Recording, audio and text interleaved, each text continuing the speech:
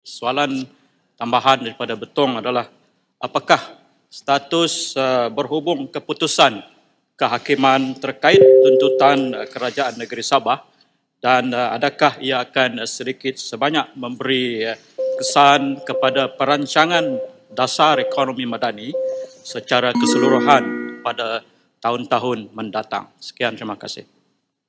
Silakan Perdana Menteri. Terima kasih Betong. Seperti mana saya telah umumkan semalam di Tawau, pandangan pribadi saya tentang 40% menghormati keputusan hakim itu saya dah suarakan, tetapi dia belum lagi dengar cara rasmi pandangan Peguam Negara kerana keputusan penghakiman hanya siap hari Jumaat.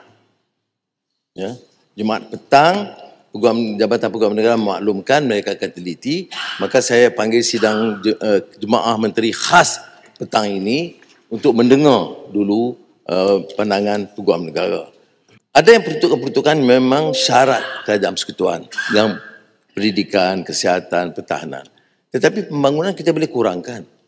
Kalau isunya isu 40%, kita kurangkan pembangunan, kita tampung di 40% kepada negeri. Sebab itu saya katakan, keputusan kita harus dilihat keseluruhannya, ya, keupayaan. Tak perlu ada pertelagahan. Kerana kerajaan madani setuju untuk menerima kenyataan 112 CD. Setuju pada prinsip dia. Dan dah mula berunding pun. Cuma kita kena lihat keseluruhannya dan bila boleh berunding.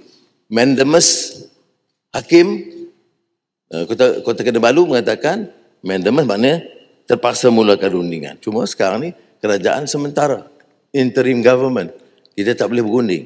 Jadi tubuh je kerajaan, mungkin minggu pertama bulan Disember, saya akan arahkan supaya menyegerakan rundingan. Baik, terima kasih.